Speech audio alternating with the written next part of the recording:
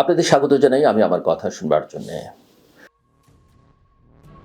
দীর্ঘ 17 বছর পর স্বদেশ প্রত্যাবর্তনের পর বাংলাদেশ জাতীয়তাবাদী দল বিএনপির ভারপ্রাপ্ত চেয়ারম্যান, যাকে দেশীয় এবং আন্তর্জাতিক গণমাধ্যম বাংলাদেশের সম্ভাব্য প্রধানমন্ত্রী হিসেবে আখ্যায়িত করছেন, চিত্রিত করছেন, তিনি অভ্যর্থনা স্থলে বা অভ্যর্থনার যে সমাবেশ কেন্দ্র সেই মঞ্চ থেকে দাঁড়িয়ে দেশবাসীর উদ্দেশ্যে জানিয়েছেন হি হ্যাজ এ প্ল্যান।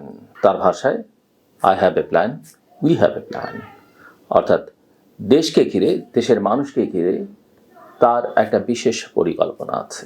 তাদের একটা, অর্থাৎ আমি ধরে নিচ্ছি তার সহকর্মীদের, সতীর্থদের বা তার দলের একটা বিশেষ পরিকল্পনা আছে। যে টোনে তিনি কথা বলেছেন তাতে এটা আমরা স্বাভাবিকভাবেই ধরে নিতে পারি সেই পরিকল্পনা নিঃসন্দেহে দেশের জন্য, জনগণের জন্য কল্যাণকর হবে, অন্তত তিনি বা তারা তা মনে করছেন।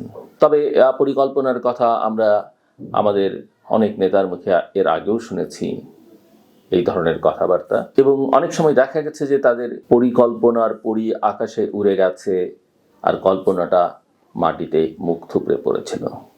আমরা বিশ্বাস করতে চাই এরশাদ তারেক রহমানের ক্ষেত্রে, তার পরিকল্পনার ক্ষেত্রে সেটা হবে না। তার এই রাজস্বিককে প্রত্যাবর্তন প্রমাণ করেছে ইতিহাস, সৃষ্টিকর্তা, প্রকৃতি তাকে একটা নির্মম প্রতিশোধ নেবার সুযোগ করে দিয়েছে, নীরবে নিভৃতে, কাউকে আঘাত না করে। যে হিউমিলিয়েশনের মধ্য দিয়ে তাকে দেশ ছাড়তে বাধ্য করা হয়েছিল, যে অত্যাচার নিপীড়ন করে তাকে দেশ ছাড়া করা হয়েছিল, এবং দীর্ঘ 17 বছর তার বিরুদ্ধে যে প্রচারণা চালানো হয়েছে, এবং তার পরিবারের উপর দিয়ে নিঃসন্দেহে তার সঙ্গে এই এক্সাইলে তার স্ত্রী, কন্যা ছিলেন, দেশের ভেতরে মা জেল খেটেছেন, মৃত্যুর সঙ্গে লড়াই করছেন, ভাই মারা গেছেন, বাড়ি থেকে তারা উচ্ছেদ হয়েছেন, এবং যে অশ্রাব্য ভাষায় তাকে, তার বাবাকে, তার মাকে নিয়ে কথাবার্তা বলেছেন প্রতিপক্ষ, এমনকি দেশের সরকার প্রধান পর্যন্ত,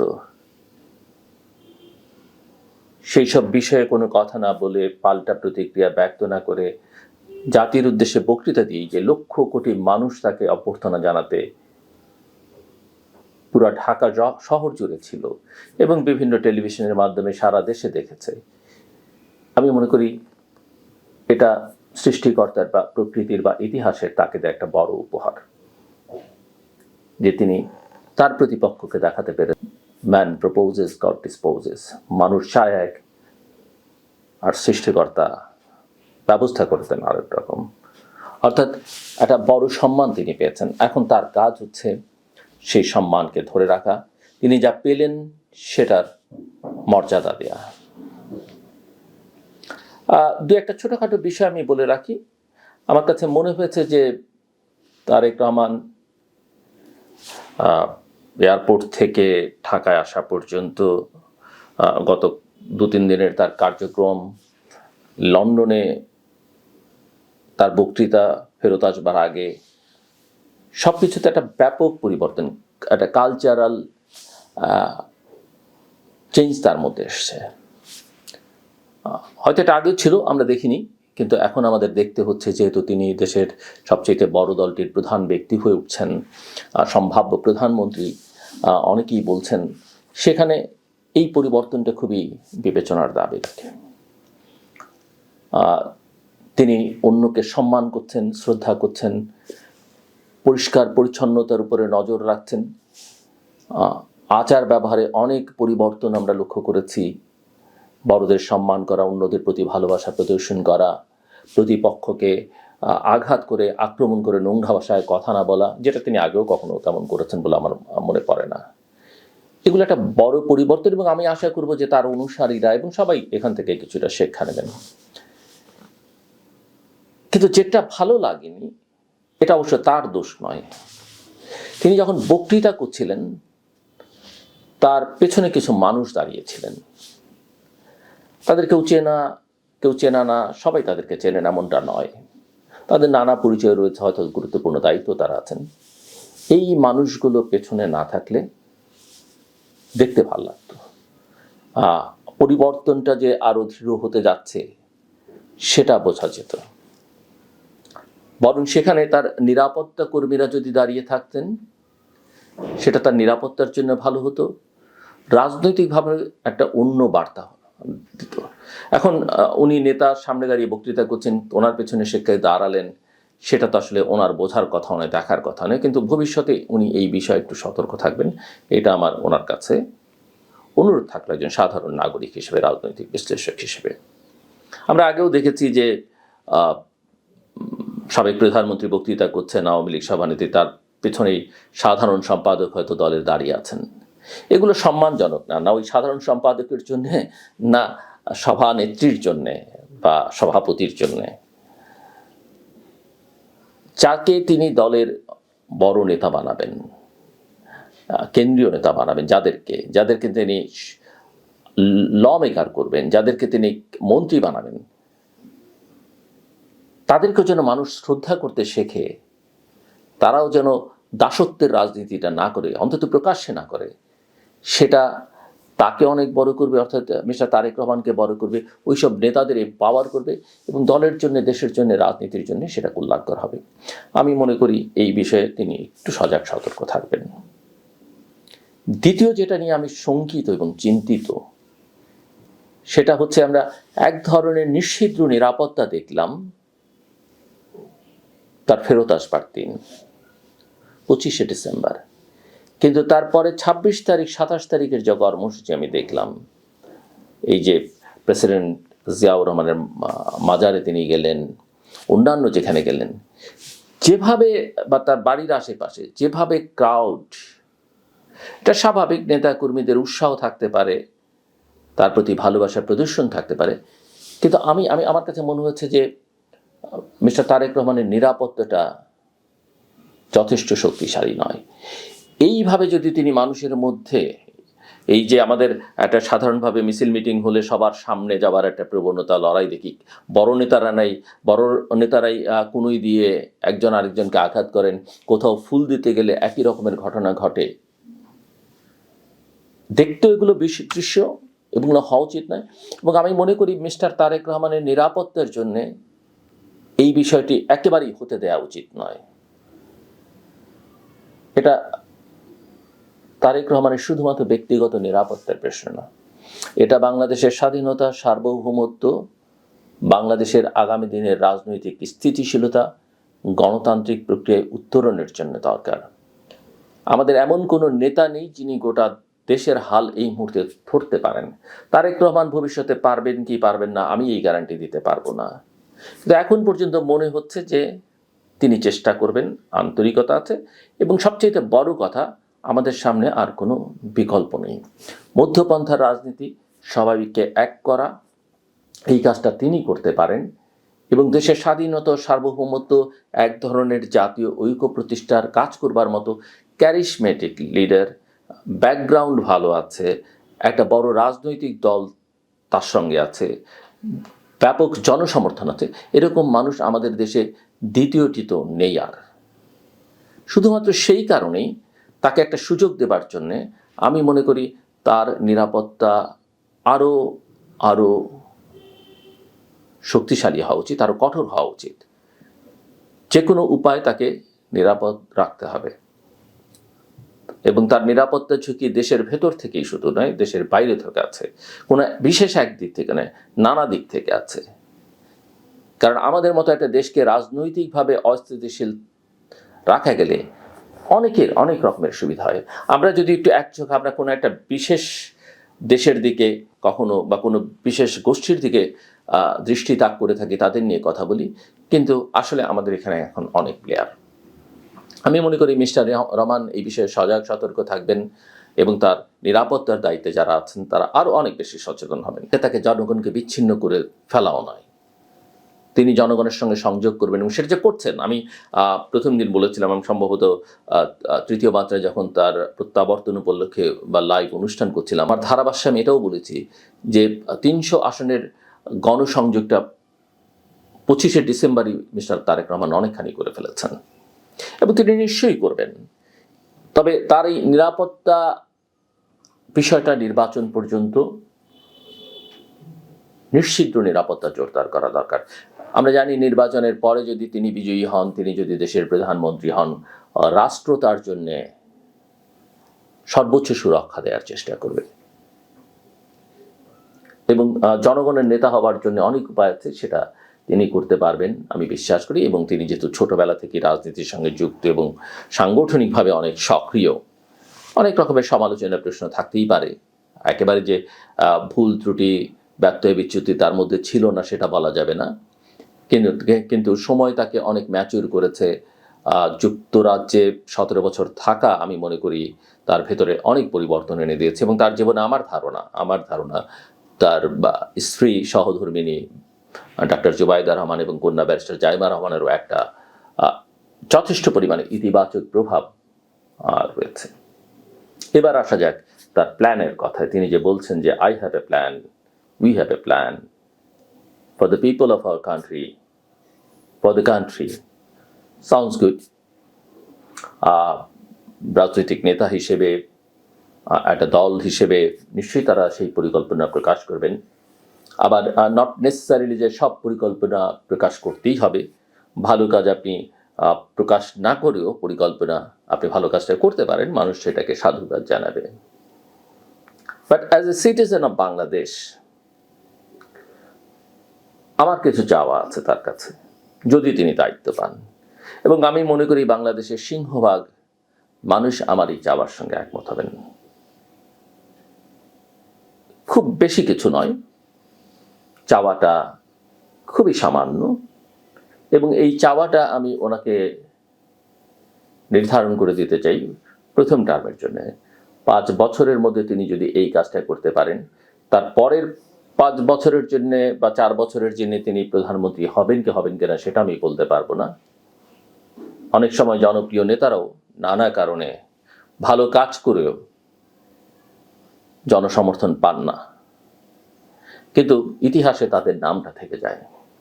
যে কারণে আমি বারবার বলছি যে আমাদের এই ভূরাজনৈতিক স্ট্র্যাটেজি, কারণ আমাদের যে লোকেশন, আমাদের যে 18-20 কোটি জনগণ, আমাদের যে পোটেনশিয়াল, তারুণ্যের যে শক্তি, আমরা আর দর্শক থাকতে চাই না।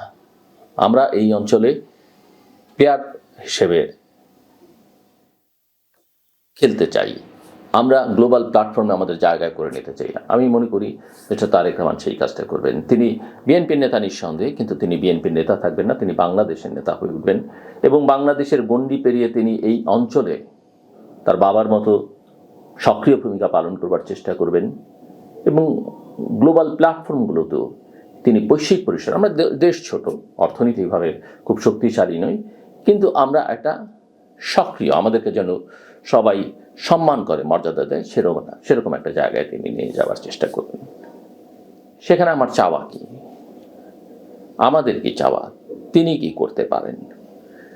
প্রথমত তার কাছ থেকে আমরা এমন একটা দেশ চাই, যেই দেশে তিনি খানিকটা উল্লেখও করেছেন সকল ধর্ম, বর্ণ, গোত্রের মানুষ, পাহাড়ের মানুষ, সমতলের মানুষ, ধনী, দরিদ্র, মধ্যবিত্ত, সবাই নিরাপদ বোধ করবেন। নারী পুরুষ নিরাপদ বোধ করবেন, যে কোনো বিশ্বাসের মানুষ। আমরা একটা নিরাপদ বাংলাদেশ চাই। তিনি আমাদের অভ্যন্তরীণ নিরাপত্তা এবং আমাদের সীমান্তের নিরাপত্তা নিশ্চিত করবার চেষ্টা করবেন এবং এর জন্য, এবং আমাদের যে সামুদ্রিক অঞ্চলে যে আমাদের সীমান্ত রেখা বা আমাদের যে অধিকার, সেটার নিরাপত্তা নিশ্চিত করবেন এবং এর জন্যে যতটা দরকার আমাদের সশস্ত্র বাহিনীকে, 3 বাহিনীকে শক্তিশালী করবার কাজটা করবেন এবং তাদেরকে প্রফেশনালি কাজ করতে দেবেন। তাদেরকে রাজনৈতিকভাবে ব্যবহার করবেন না এবং কোনোভাবে তারাও যেন রাজনৈতিক ক্রিয়াকর্মের সঙ্গে যুক্ত না হয় সেই বিষয়ে সজাগ, সতর্ক এবং সেভাবে তাদেরকে প্রফেশনালি তৈরি করা হবে। এটা আমাদের দেশের জন্য এটা তো জরুরি। আমাদের আইন শৃঙ্খলা রক্ষাকারী বাহিনী, আমাদের বর্ডার গার্ডস, তাদেরকে শক্তিশালী করবার দিকে মনোযোগ দেবেন প্রথম কথা, এবং তাদের একটা মোটিভেশন তৈরি করা যে তারা দেশের জন্য, জনগণের জন্য, তারা কোনো বিশেষ দলের জন্য নয়, ব্যক্তির জন্য নয়। এটা আমার তার কাছে চাওয়া, এই কাজটা তিনি করবেন। দেশে আইনের শাসন প্রতিষ্ঠা করবা বিষয়টা নিশ্চিত করবেন। মানুষ যদি বিচার পায় এবং সেই বিচার যদি নিরপেক্ষ হয়, আরো বিশেষভাবে বললে দল নিরপেক্ষ হয়, সেই দেশে সবই থাকে। সেই দেশে গণতন্ত্র থাকে, বৈষম্য কমে, সামাজিক ন্যায় বিচার থাকে, মানবিক মর্যাদা থাকে, সবই থাকে। আইনের শাসন প্রতিষ্ঠা করবার দিকে তিনি মনোযোগ দেবেন। আমি তার কাছে চাইব একটা পরিচ্ছন্ন বাংলাদেশ। এই যে নোংরা জিনিস আমরা দেখি, যেটা আমরা কিছু কিছু ক্ষেত্রে তার আচরণে প্রকাশিত হয়েছে, যে তিনি ক্লিননেসের উপরে জোর দিচ্ছেন, তার দলীয় নেতাকর্মীদেরও আমরা সেটা দেখলাম, তারা স্মৃতিসৌধ সহ নানা জায়গায় 300 ফিটে সেটা করেছেন। মানুষের মধ্যে এই সচেতনতাটা তৈরি করবেন। একটা হচ্ছে আমাদের পাবলিক প্লেসগুলোর পরিচ্ছন্নতা, দ্বিতীয়ত হচ্ছে আমাদের একটা ডিসিপ্লিন ফিরিয়ে আনা সমাজে, রাষ্ট্রে। আরেকটা হচ্ছে সভ্যতার যে সংকট তৈরি হচ্ছে, এই যে আমরা আমাদের রাজনৈতিক নেতৃবৃন্দ সহ সবাই এই যে ঘৃণা ছড়ানোর যে রাজনীতি, প্রতিশোধের যে রাজনীতি, প্রতিহিংসার যে রাজনীতি, সেটা তিনি কমিয়ে ফেলবার চেষ্টা করবেন, যতটা সম্ভব মিনিমাইজ করবেন। এবং আমি বিশ্বাস করি তিনি যদি করেন, তার চারপাশে যদি সেটা তিনি এনশিওর করেন, বাকিটা এমনি হবে। আমরা 54 বছরে অনেক বিরোধ বিভাজন করেছি। আমি জানি তারেক রহমানের উপরে, তার বাবা মাকে কেন্দ্র করে অনেক রকমের অশালীন অশ্রাব্য কথাবার্তা হয়েছে, তাদেরকে অনেক কষ্ট দেওয়া হয়েছে। আবার তাদের বিরুদ্ধে হয়তো কোনো কোনো ক্ষেত্রে সেই অভিযোগ আছে, কিন্তু এই চর্চায় আমরা আর থাকতে চাই না। আমরা এখান থেকে নতুনভাবে শুরু করতে চাই। সো এক ধরনের ট্রুথ অ্যান্ড রিকনসিলিয়েশনের মধ্য দিয়ে, নিশ্চয়ই প্রত্যেকটা দল আলাদা আলাদা থাকবে, তারা বিতর্ক করবে, তাদের আলাদা আলাদা কর্মসূচি থাকবে, সেগুলো নিয়ে মানুষের সামনে যাবে, অর্থনৈতিক কর্মসূচি, কূটনৈতিক বিষয় আসে, এগুলো নিয়ে বিতর্ক করবে। মানুষ তাদেরকে 5 বছর পর পর ভোট দেবে, কাউকে সমর্থন করবে, কাউকে ক্ষমতায় বসাবে, কাউকে বিরোধী দলে রাখবে।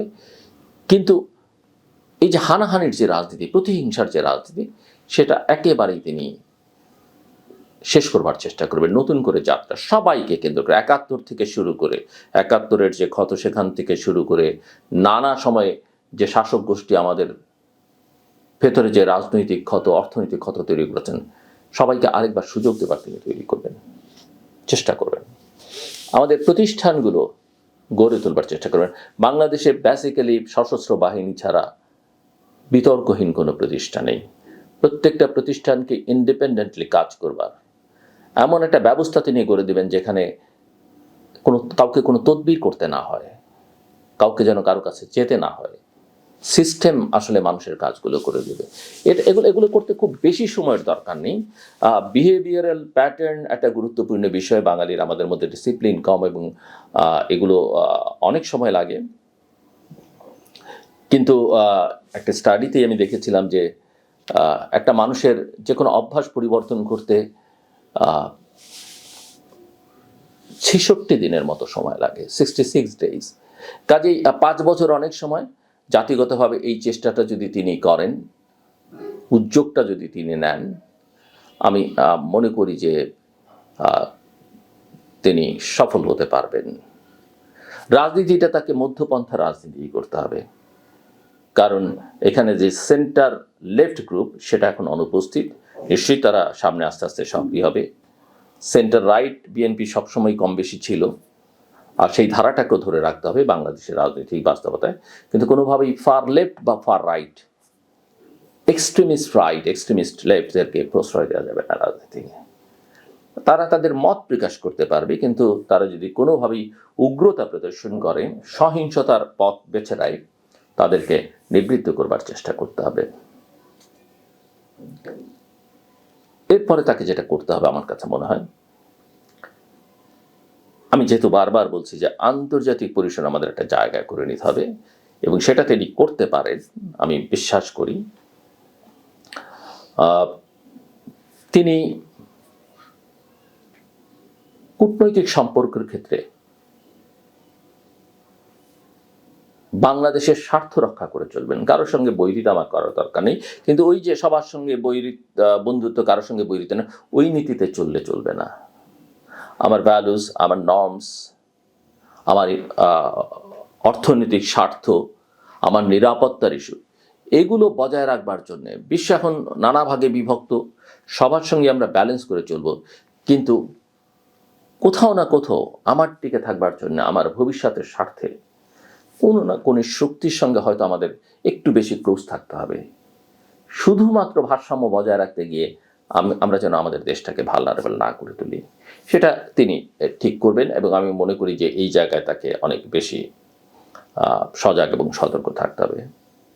তার পার্সোনাল যে টিম, স্টাফরা যেন স্টাফই থাকে, তিনি তাদের মায়া করুন, ভালোবাসুন, তিনি তাদেরকে সুযোগ সুবিধা দেন, আউট অফ দ্য ওয়ে অবশ্যই নয়, ন্যায্যভাবে, কিন্তু কোনো রাজনৈতিক প্রক্রিয়া যেন তারা যুক্ত না হয়। যুক্ত হলে সেটা সমস্যা বাড়িয়ে তুলবে। রাজনীতিবিদরা যেন রাজনীতিবিদ হয়ে ওঠেন, ব্যবসায়ীরা যেন নিরাপদে ব্যবসা করতে পারেন, অর্থনীতির ভবিষ্যৎ স্বার্থে ব্যবসায়ীরা দলকে সমর্থন করতে পারেন, সহায়তা দিতে পারেন, অনেক কিছু করতে পারেন, কিন্তু তারা যেন ব্যবসায় যেন, অর্থাৎ লেভেল প্লেইং ফিল্ড শুধু ইলেকশনের ক্ষেত্রে বললে হবে না, লেভেল প্লেইং ফিল্ড সুযোগ সুবিধা পাবার ক্ষেত্রে, ব্যবসা পাবার ক্ষেত্রে যেন সেই সমতাটা থাকে। এবং অত্যন্ত গুরুত্বপূর্ণ যে কাজটা তাকে করতে হবে, নিশ্চিত যদি তিনি করতে পারেন, ভবিষ্যতে 5 বছর পরে তিনি বিজয়ী হন বা না হন, আমি জানি না, আমি ধরে নিচ্ছি যে তিনি এই নির্বাচনে বিজয়ী হবেন। যখনই নির্বাচন হয়, ফেব্রুয়ারিতে হলে ভালো, আমার কাছে এখনো যথেষ্ট সংশয় আছে, কিন্তু নির্বাচন তো হতেই হবে। প্রতি 5 বছর বা 4 বছর সংবিধানে যেটা নির্ধারণ করবে, সেই নির্বাচনটা যেন একটা নির্বাচিত সরকারের অধীনে অথবা তত্ত্বাবধায়ক সরকারের অধীনে, আমার বিবেচনায় তত্ত্বাবধায়ক সরকারের বিধান থাকাই ভালো, তার অধীনে একটা ফ্রি ফেয়ার ইলেকশন যেন হয়। ইলেকশনকে যেন কেউ কোনোদিন ম্যানিপুলেট করবার চেষ্টা না করে, সেরকম একটা সংস্কৃতি, সেরকম একটা ব্যবস্থা তিনি নিশ্চিত করবেন। গণমাধ্যমের ব্যাপারে যত সমালোচনা করুক কিচ্ছু যায় আসে না, যত সমালোচনা অবাধ করে দেয়া ভালো আমি মনে করি। অবশ্যই সেগুলো যেন গণমাধ্যম হয়, মূলধারার গণমাধ্যমের কথা বলি। সামাজিক যোগাযোগ মাধ্যম ওইভাবে আপনি নিয়ন্ত্রণ করতে পারবেন না, করার দরকারও নাই। মানুষকে যে যার কালচারাল স্ট্যান্ডার্ড আছে সেই অনুযায়ী কথা বলে কিচ্ছু যায় আসে না। সামাজিক যোগাযোগ মাধ্যম বেসিক্যালি একটা নয়েজ তৈরির জায়গা, কিন্তু মেইন স্ট্রিম মিডিয়াকে আপনি একেবারে অবাধ স্বাধীন করে দেন। আপনার দলের কোনো পত্রিকা দরকার নেই, আপনার দলের কোনো সাংবাদিক দরকার নেই। এটা একটা মুক্ত বাজার অর্থনীতি। পত্রিকা, টেলিভিশন এগুলো বাণিজ্যটা তাদের ভালো হবে যদি তাদের উপরে কোনো নিয়ন্ত্রণ, নিপীড়ন, নির্যাতন, কোনো কালো আইন না থাকে, এবং তখন তার ভোক্তারা, ওই টেলিভিশন চ্যানেল, পত্রিকার, তারাই আসলে তাদের ব্যবসাটা নির্ধারণ করবে। তারা ভালো খবর দিলে, ভালো বিশ্লেষণ দিলে মানুষ এটা গ্রহণ করবে, নইলে করবে না। নিশ্চয়ই তার ক্যাবিনেট, সংসদ তার দলের লোক দিয়ে হবে, টেকনোক্রেটও তিনি নিতে পারেন, কিন্তু আমি মনে করি মিস্টার তারেক রহমানের উচিত হবে প্রত্যেকটা মন্ত্রণালয় কেন্দ্রিক একটা এক্সপার্ট প্যানেল, এবং এর জন্য তাদেরকে বেতন দিতে হবে না। এমনকি তারা যদি তার ভিন্ন মতেরও হয়, ভিন্ন দলেরও হয়, সমর্থক হয়, এরকম মন্ত্রণালয় ধরে ধরে একটা এক্সপার্ট প্যানেল করা, এবং তাদের সঙ্গে সংশ্লিষ্ট মন্ত্রী যেন নিয়মিত পরামর্শ করেন, মাসে একবার বা 3 মাসে একবার, 2 মাসে একবার, এবং তিনি তাদের সঙ্গে 3 মাসে, 6 মাসে, পারলে প্রতি মাসে কিছুক্ষণ সময় কাটাবেন, কথা বলবেন। এটা তাকে যথেষ্ট পরিমাণে হেল্প করবে বলে আমার ধারণা। আর শেষ কথা, মানুষের কথা শুনবার চেষ্টা করবেন অবশ্যই, মানুষ যা চায় সেটা অবশ্যই করবেন, কিন্তু নেতা শুধু জনতার কথা যদি শোনে, জনতার পালস আপনি বুঝবেন, কিন্তু জনগণের আকাঙ্ক্ষা, আবেগ সবসময় র্যাশনাল থাকে না। নেতার কাজ হচ্ছে জনগণেরটা যেমন নেয়া, জনগণকে পরিচালিতও করা, লিড করা। হয়তো আপনি যেটা মনে করছেন ভালো, এবং আপনি যদি স্থির সিদ্ধান্ত থাকে এটাই ভালো, এটা দেশের জন্য ভালো, এবং আপনার জন্য সেখানে মোহ না থাকে, স্বার্থ না থাকে, তাহলে অনেক সময় সেটা একটু করবার ক্ষেত্রে দৃঢ় হতে হয়। জনগণ সাময়িকভাবে পছন্দ নাও করতে পারে, কিন্তু দীর্ঘমেয়াদে সেটা জনগণের জন্য কল্যাণকর। আমরা বাচ্চাদের ক্ষেত্রে, আমরা আমাদের পরিবারে আমাদের বাচ্চাদেরকে যেভাবে লালন পালন করি, বাচ্চারা যা চায় আমরা কি সবসময় সেটা দেই? করি না, করা উচিত নয়। এটা যেন নেতা হিসেবে তিনি মনে থাকেন। আলোচনাটা শেষ করে আনি আর কিছু চাওয়া, খুব সামান্য। আমি জানি এই বিষয়ে তার বেশ কিছু পরিকল্পনা আছে। মোটা দাগে স্ট্রাকচারাল বিষয়গুলো আমি বলবার চেষ্টা করলাম, ঠিকঠাক মতো যেন হয়। অ্যাকাউন্টেবিলিটি, এগুলো তিনি নিশ্চিত করবার চেষ্টা করবেন। করাপশন রন্ধ্রে রন্ধ্রে আমাদের প্রত্যেকের মধ্যে, নানা অর্থনৈতিক করাপশনই শুধু করাপশন নয়, এর জন্য সিস্টেম দায়ী, ব্যবস্থা দায়ী। করাপশনটা যতখানি মিনিমাইজ করা যায় সেটা তিনি চেষ্টা করবেন, আমি বিশ্বাস করি। আমাদের আইন শৃঙ্খলা রক্ষাকারী বাহিনীর সদস্যদের মানবিক করে তোলবার চেষ্টা করবেন। আর শেষ যেটা চাওয়া, 3টে জায়গায় তিনি মনোযোগ দেবেন আমি আশা করি। তার আগে একটু বলে রাখা ভালো যে আমাদের ইতিহাস, ঐতিহ্য, এগুলো যেন আমরা হারিয়ে না ফেলি। এই বিষয়ে, কারণ এটা মুছে ফেলবার একটা চেষ্টা গত 1-1.5 বছর ধরে চলছে, সেটা যেন আমরা ধরে রাখি। আবার আমরা যেন ওর মধ্যেই আটকে না থেকে আমরা যেন একটু আন্তর্জাতিকও হয়ে উঠি। আমাদের তরুণ জনশক্তির দক্ষতা বাড়ানোর দিকে মনোযোগ দেওয়া দরকার। আমাদের ভাষা জ্ঞান বৃদ্ধির দিকে মনোযোগ দেওয়া দরকার। আমরা বাঙালি, বাংলাদেশি, বাংলায় কথা বলি, মায়ের ভাষা বাংলা। আমরা সবাই কিন্তু ভালো বাংলাও বলতে পারি না, আমরা ভালো বাংলা লিখতেও পারি না। এই জায়গায় যেমন মনোযোগ দেওয়া দরকার। আন্তর্জাতিক ভাষা হিসেবে ইংরেজিটা যত বেশি আমাদের ছেলেমেয়েরা রপ্ত করবে, পৃথিবীতে আমরা তত বেশি শক্তিশালী হব। শুধু তাই নয়, যদি সম্ভব হয় আমি মনে করি এর বাইরেও আমাদের বাচ্চাদেরকে সম্ভব হলে আরও বেশ কিছু ভাষায়,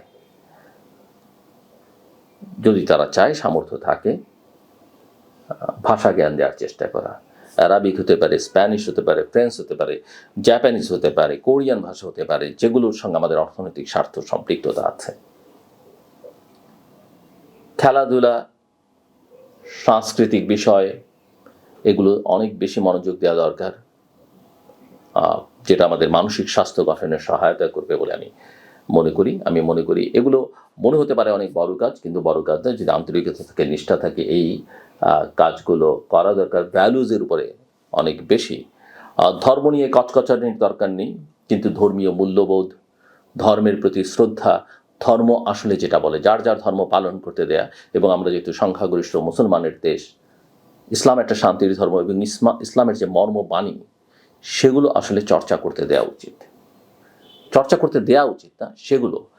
কারণ ধর্মের নামে ধর্মের অনেক অপব্যাখ্যা করে আসলে সমাজে বিভ্রান্তি ছড়ানো হয়, অন্য ধর্মের মানুষকে ছোট করা হয়, এমনকি নিজ ধর্মের মানুষকেও অনেক সময় অবদমিত করে রাখা হয়।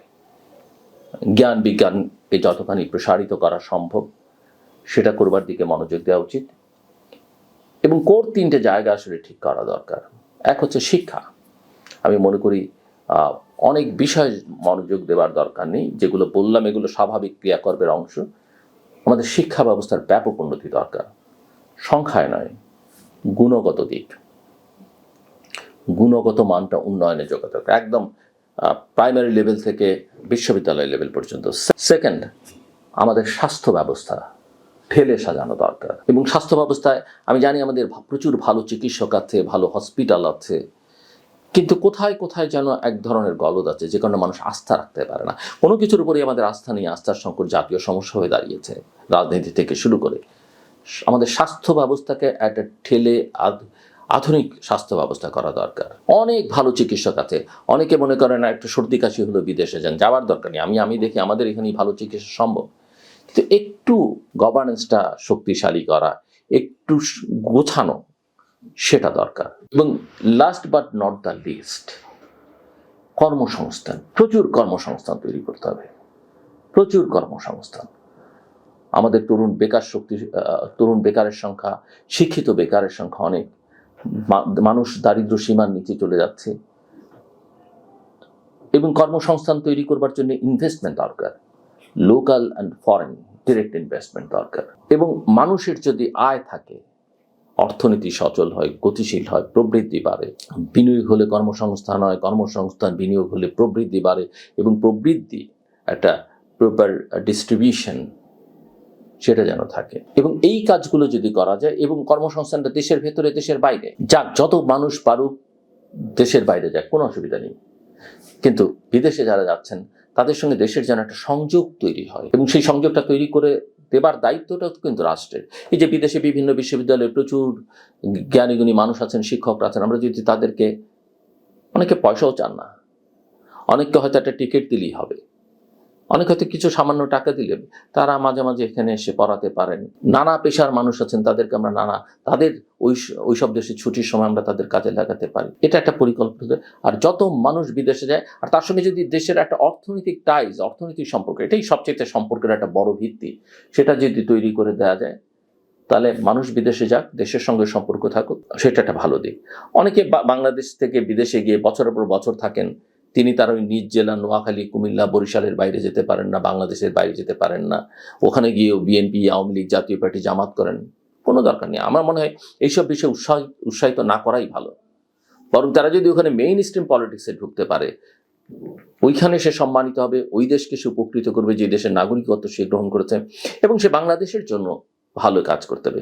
সো এইসব বিষয়গুলোতে আমি মনে করি মিস্টার তারেক রহমান নজর দেবেন, এবং তিনি যদি এই ছোট ছোট কাজগুলো করতে পারেন, দেশের জন্য কল্যাণ হবে, দেশ পৃথিবী জুড়ে সম্মান পাবে, তিনি বড় নেতা হয়ে উঠবেন, তিনি একজন রাষ্ট্রনায়ক হতে পারেন, যেহেতু তার বয়স খুব বেশি নয়, এখনো যথেষ্ট সময় আছে একটা দেশকে ঠিকঠাক করবার মতো, এবং তার যে অতীত, মা বাবা দুজনই দেশ চালিয়েছেন, সেই স্মৃতি, সেই অভিজ্ঞতাকে কাজে লাগিয়ে ভুল ত্রুটিগুলোকে সংশোধন করে তিনি সবার নেতা হয়ে উঠুন, দেশের নেতা হয়ে উঠুন, এবং এই অঞ্চলের এবং বিশ্ব পরিসরও একটা ভালো জায়গা করে নিন।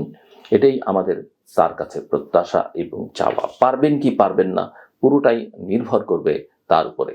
তার প্রতি যে শুভেচ্ছা, সহানুভূতি, ভালোবাসা, আকাঙ্ক্ষা মানুষের আছে, সেটা যতক্ষণ পর্যন্ত তিনি ইতিবাচক ধারায় থাকবেন, ততক্ষণ পর্যন্ত হয়তো মানুষ থাকবে। সময় যত গড়াবে, তার পারফরমেন্স যদি ঠিকঠাক মতো না হয়, তিনি যদি পারফর্ম করতে না পারেন, ডেলিভার করতে না পারেন, মানুষের এই সহযোগিতা, সমর্থন, ভালোবাসা কমতে শুরু করবে, এবং তার জন্য ঝামেলা, জটিলতা, ভালো কাজ করবার জন্য হয়তো আরো সমস্যা সংকুল হইবে। এমনকি এই যে আমি এত কথা বললাম, আমিও হয়তো তার উপরে নজর রাখবো, আমার মতো অনেকেই রাখবেন, এবং আমরাও সমালোচনা মুখর হয়ে উঠবো। তার জন্য আমাদের শুভ কামনা, কিন্তু তাকে মাথায় রাখতে হবে প্রতিটা মুহূর্ত, প্রতিটা দিন, প্রতিটা মাস তার জন্য গুরুত্বপূর্ণ। তিনি নেতা, তিনি বড় হয়ে উঠছেন, অনেক বড় হয়েছেন, আরো বড় হয়ে উঠবেন, কিন্তু মানুষ যত বড় হয়, মানুষ যত উপরে উঠে, তাকে যেমন ডাউন টু আর্থ হতে হয়, এবং এটাও মাথায় রাখতে হবে তিনি কিন্তু একা থাকেন, একা হয়ে যান, এবং তাকে উপর থেকে সবটা দেখতে হয়, সবাইকে ধারণ করতে হয়। আমার কথা শুনবার জন্য আপনাদের অসংখ্য ধন্যবাদ, আপনাদের সবার জন্য শুভকামনা।